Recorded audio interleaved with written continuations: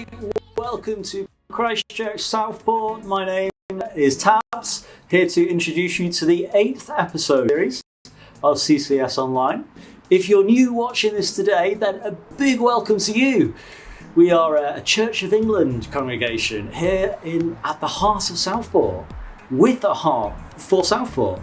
We join together here in different ways to build community, each growing and seeking the power of God to bring hope in relevant ways to today's society. We put Jesus at the centre and we see lives changed. So in a sec, I want to invite you to set aside this time to simply be still and ready your heart and mind to step further into the presence of God, wherever you are, giving him praise with a psalm and praying that you would find the faith and hope to hear him speak to you today as we carry on this series. Then we'll head over live to hear this week's message from our Sunday morning in-person gathering, have some music, and before we go, here's some ways that you can continue to connect with CCS. But before all that, here's a little bit of who we are.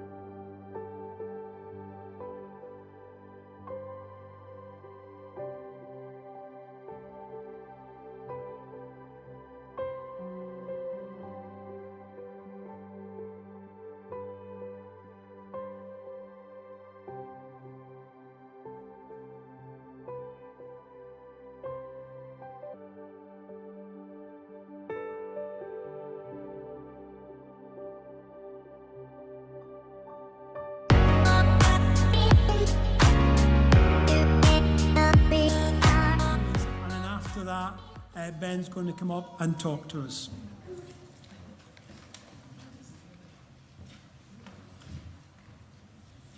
Rob's lovely too. Yes. In fact, you're all lovely. Good morning. Today's reading is taken from the book of Exodus in chapter 7, starting at verse 8. And if you've got a church Bible open, it's on page 64, right near the beginning. The Lord said to Moses and Aaron, "When Pharaoh says to you, 'Perform a miracle,' then say to Aaron, 'Take your staff and throw it down before Pharaoh, and it will become a snake." So Moses and Aaron went to Pharaoh and did just as the Lord commanded. Aaron threw his staff down in front of Pharaoh and his officials, and it became a snake. And Pharaoh then summoned wise men and sorcerers, and the Egyptian magicians also did the same things by their secret arts.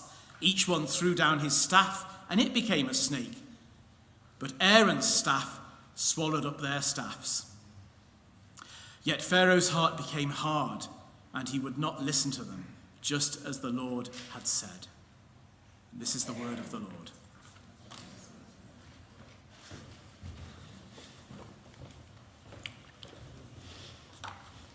Good morning, everybody. How are we all? Tired. That was my wife. It's lovely to be here with you. If you don't have any idea who I am, I'm the new vicar here. I've been here 3 weeks so far. My name's Ben. It's lovely to see you. This could be your first week. I would probably have absolutely no idea. So feel free to say hello to me at the end, particularly if you're new here and we can be new together. Before I speak, let me pray. Father God, as we look at this passage from Exodus, I pray that for each and every one of us here, that you would speak to us. Amen. So, I'm a little bit fussy when it comes to drinks. And by that, I mean I don't really like many drinks. I don't like tea. I don't like coffee. I don't like Coke. I don't like whiskey, I don't like lemonade, I don't like pretty much any cocktail, I don't like skinny pumpkin spice lattes. I pretty much don't like a lot of drinks. It's probably easier to tell you what drinks I do like rather than what drinks I don't like. So the entire list of the drinks I do like are as follows. Water. Wow, there's a lot of enthusiasm for water in the room. Let's see where this list goes. Beer. Ooh, okay. Wine. Oh, a bit more for wine. Okay. Banana or vanilla milkshakes. That was quite a hot chocolate.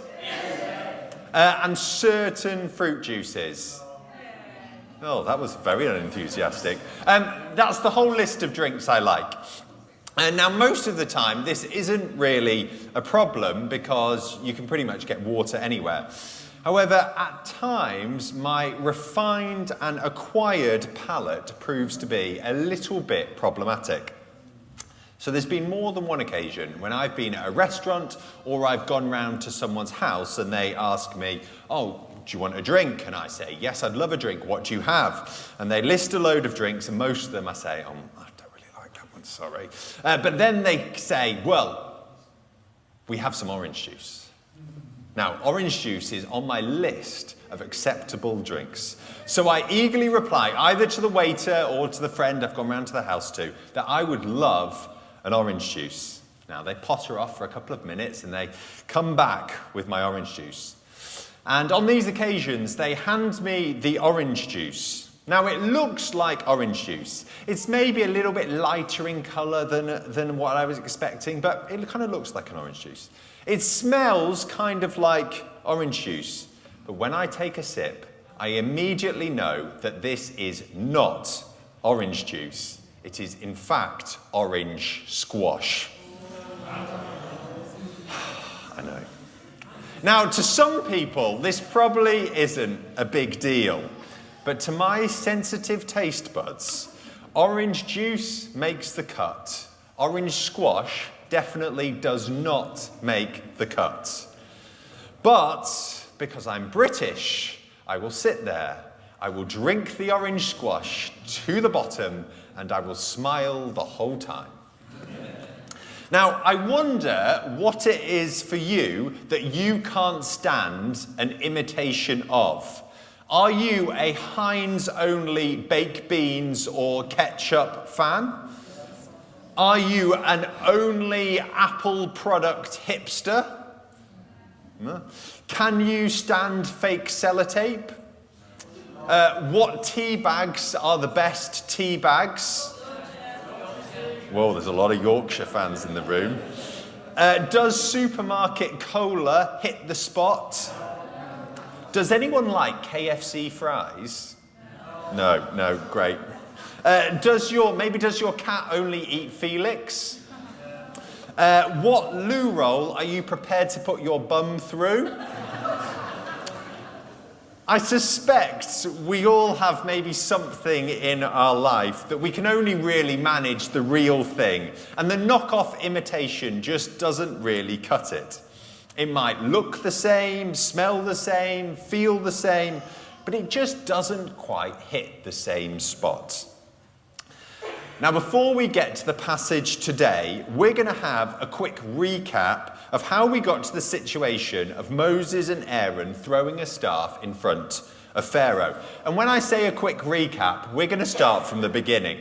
So, in the beginning, God creates, and I'm not even joking here, in the beginning, God creates the world. And so we have Adam and Eve. Everyone remember Adam and Eve? Great. They eat an apple, the snake tells them to eat an apple, they eat an apple. It's not a great situation. And the harmony between God and his creation, that's what happened there, creation is broken, and death, evil, and sin enter the world. Yet God doesn't abandon his creation. Instead, he starts again by choosing one family line through which he will bring the whole world back to himself. And that family line starts with a man called Abraham. Now, Abraham, he has some children who have some children, and one of them is called Joseph. Now, people might know Joseph from Technicolor Dreamcoat fame. Has anyone seen Joseph at the theatre? A few people, great. That was a good side point. So Joseph gets sold into Egypt by his brothers, but in Egypt he becomes this really powerful figure. Now, there is a famine at that time, and after a bit of toing and froing, Abraham's grandson, which is also Joseph's dad, and all his children end up moving to Egypt. And over the next few years, they have children who have children who have children who have children. And this family gets pretty big and pretty powerful.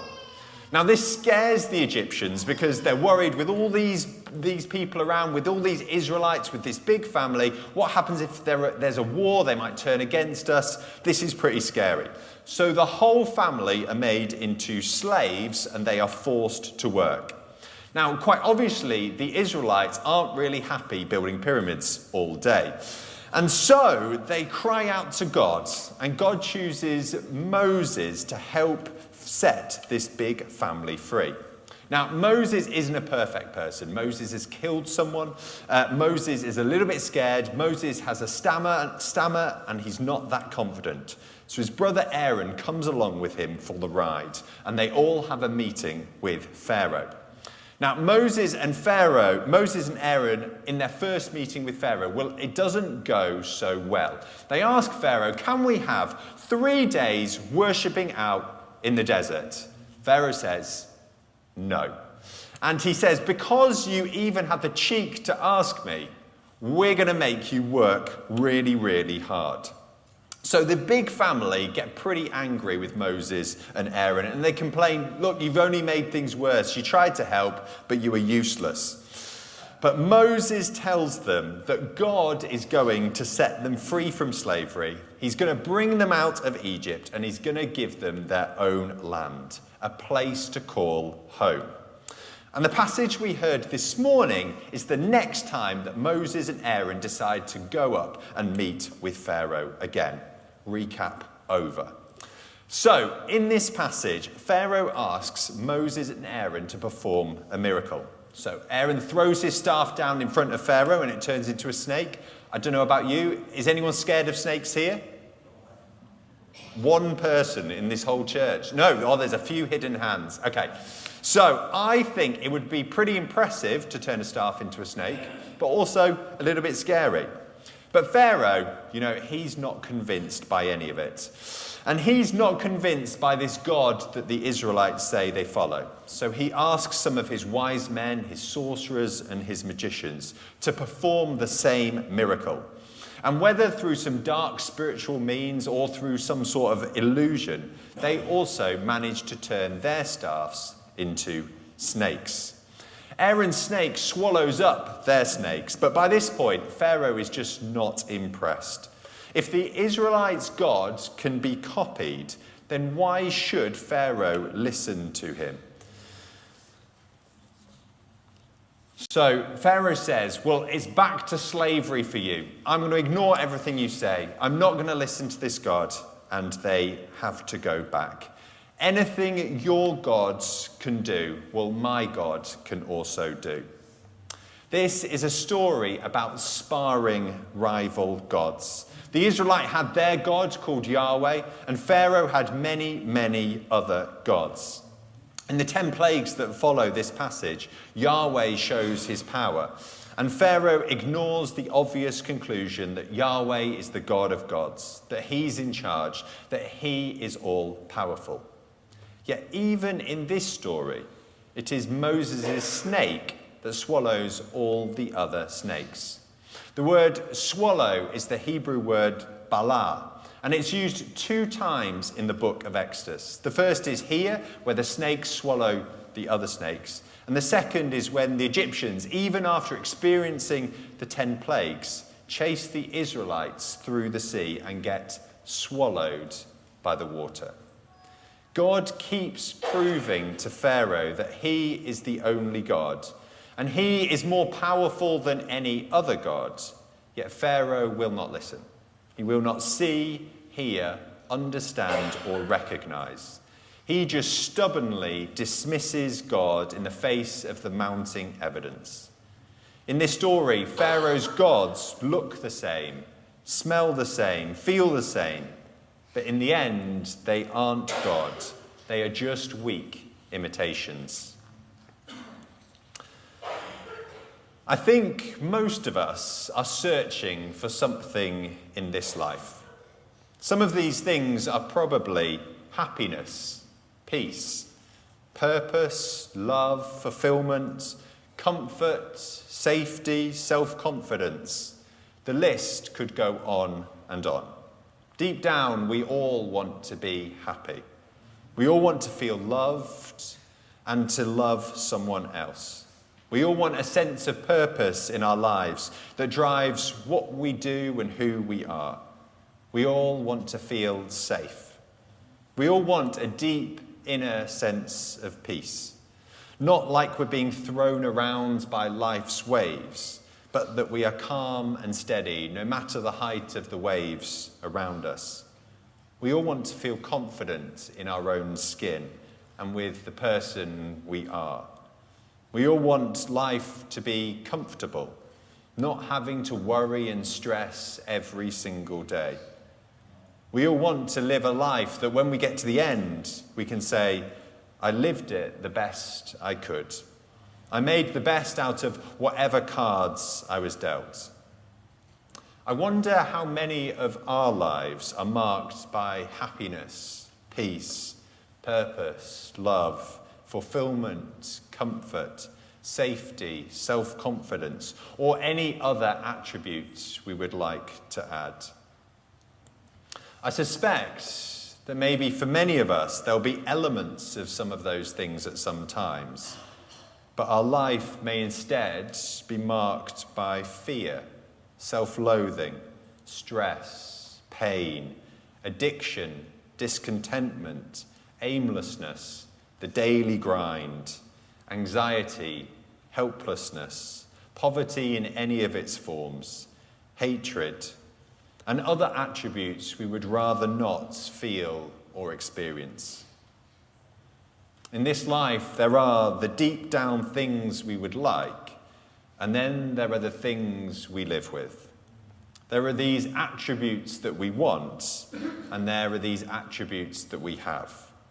We want to feel loved and to love someone, but instead we feel unloved, unheard, unwanted, and we can't trust our heart to anyone else. We want to have a sense of purpose, but our only purpose at the moment is surviving another day. We want to like ourselves, but instead we just can't stop hating ourselves.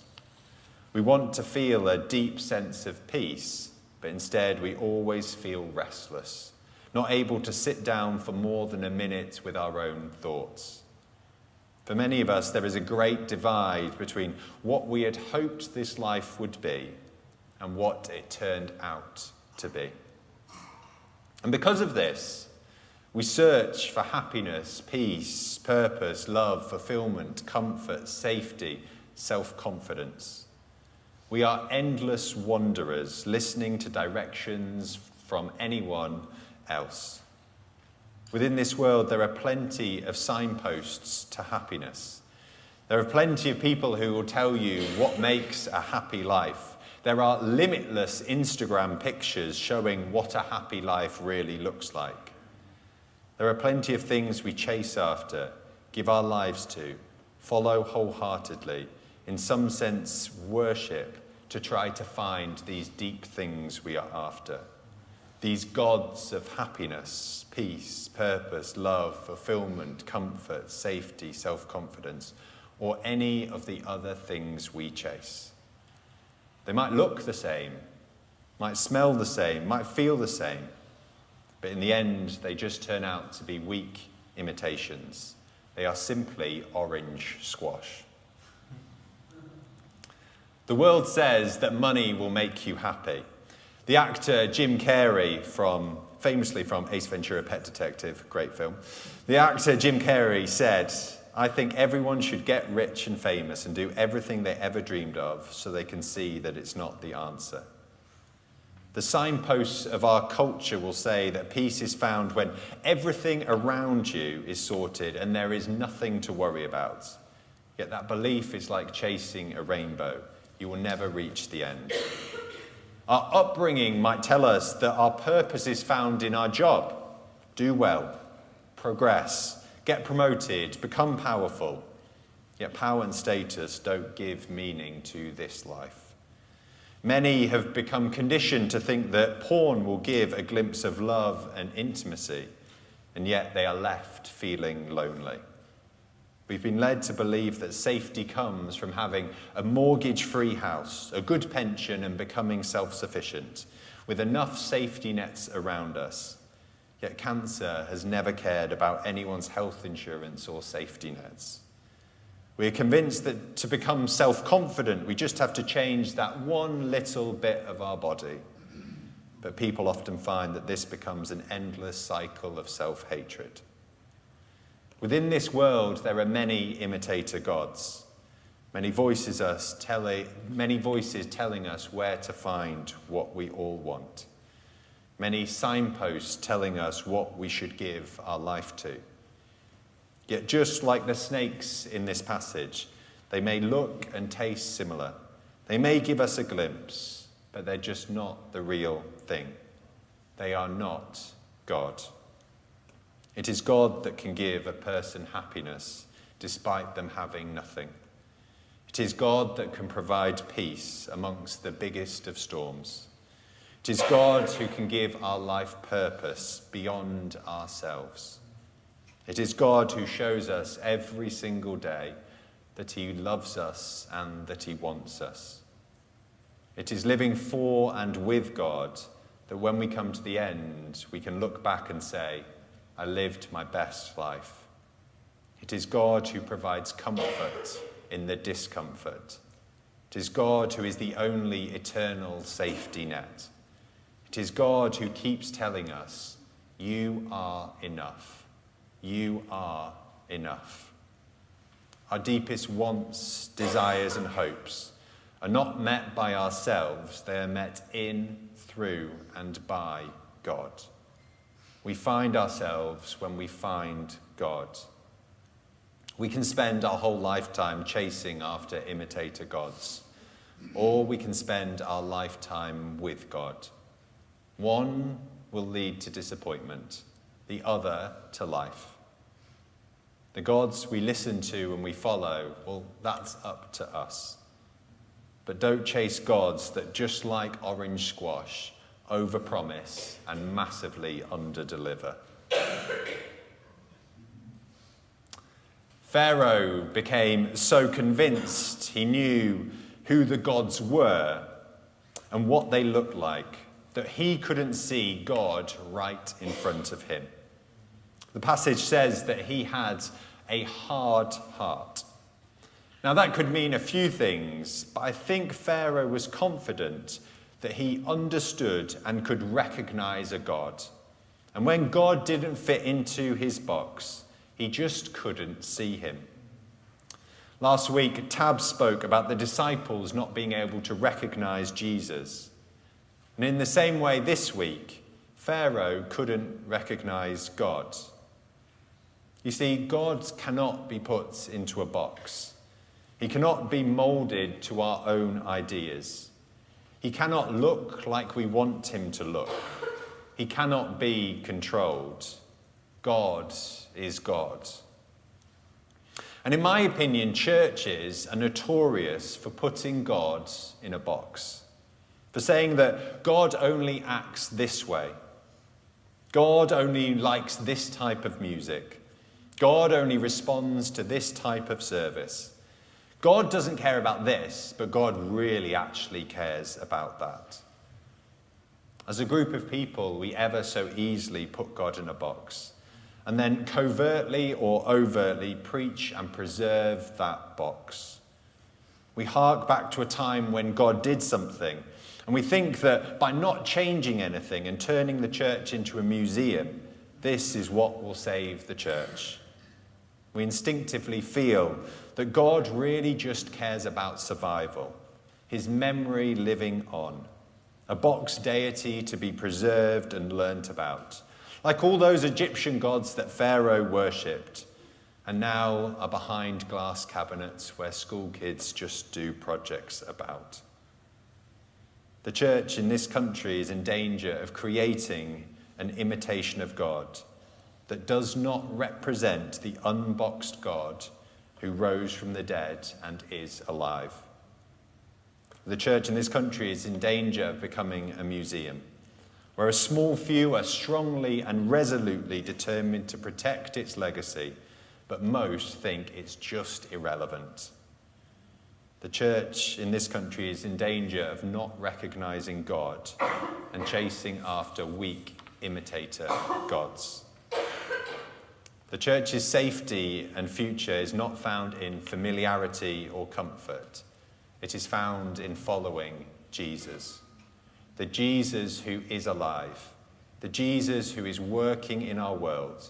The Jesus who is changing his song to harmonize with this world's song. For too long, the church has been singing out of tune with both our world and with Jesus. The world has moved. Jesus has moved. The church has stayed stagnant, but often insists that Jesus is still in the box that maybe he left long, long ago. The biggest danger for the church in this country is not change, it is staying the same. It is putting God in a box and not recognize that God cannot be put in a box. It is not realizing that God is already at work in Southport and invites us to join in with the new things he is doing, creating, restoring, and loving. Pharaoh became stubborn and hard to the God that was in front of him because God didn't fit in his box. May we, as a church, never become so rigid that we miss the God who is right in front of us. May we never become so scared that we turn church into a museum. And may we never settle for a cheap imitation of God. Let me pray.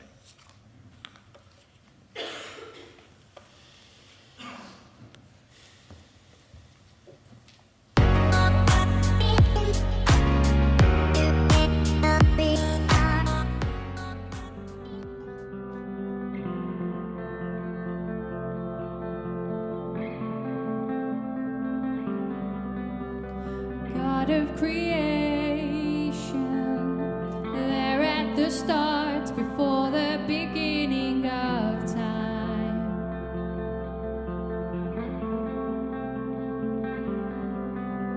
With no point of reference, you spoke to the dark and fleshed out the wonder of light. And as you speak, 100 billion galaxies are born.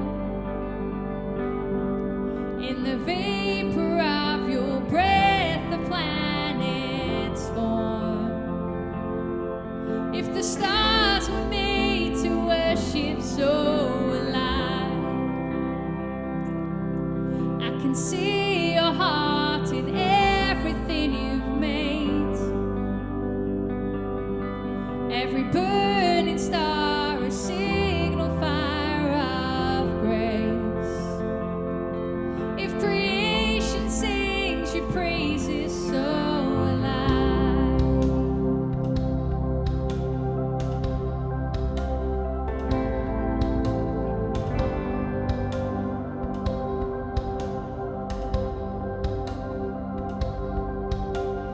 God of your promise, you don't speak in vain, no syllable empty or void.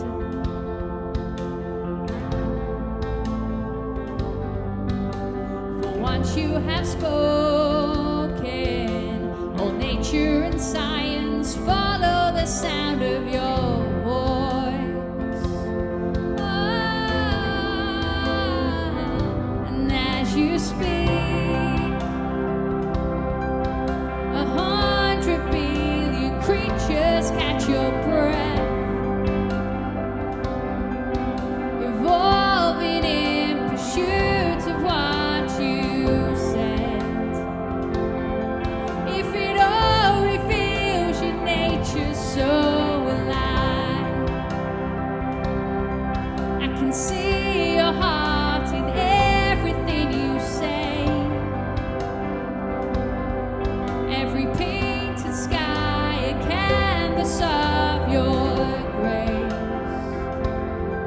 If creation still obeys you so alive.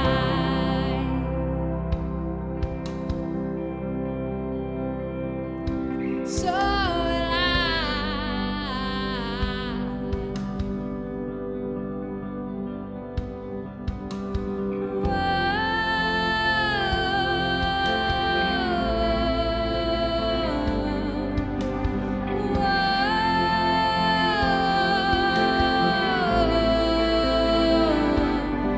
if the stars were made to worship so alive,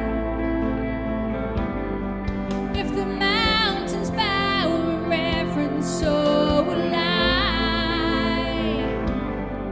if the oceans roar your greatness so alive, for if everything exists to lift you high, so alive, if the wind goes where you send it so alive, if the rocks cry out in silence so alive, if the sum of all our praise is still full shine, then we'll sing again 100 billion times.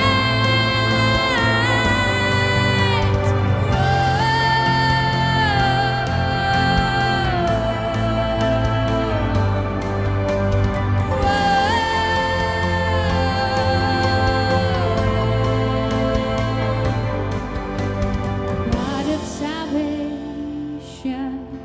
you chased down my heart through all of my failure and pride.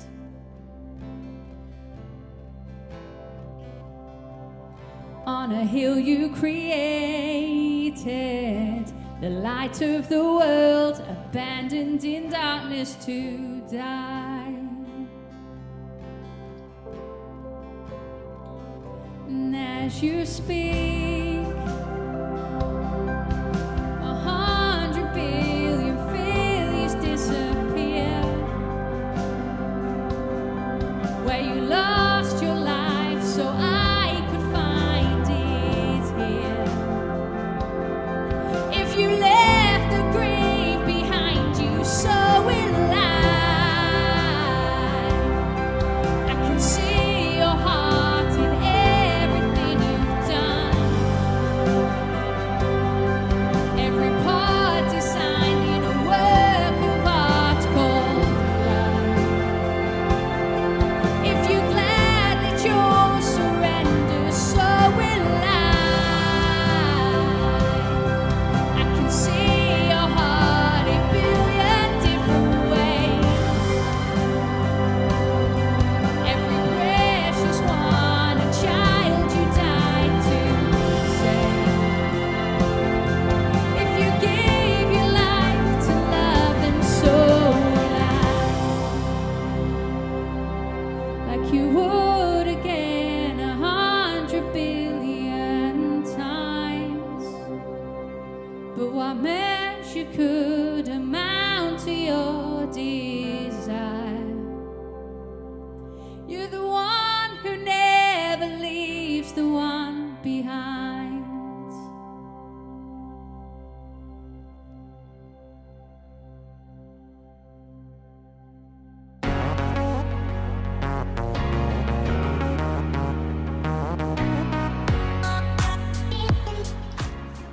Wonderful. I hope you've continued to sense God speak to you through our 8th episode now of the series. If you'd like to journey deeper into this week's message and allow it to shape and grow your faith even more so, then we've got some questions in the description or the comments for your reflection, or they could be good for your own private reflections, or even reflecting together with others, supporting and challenging one another.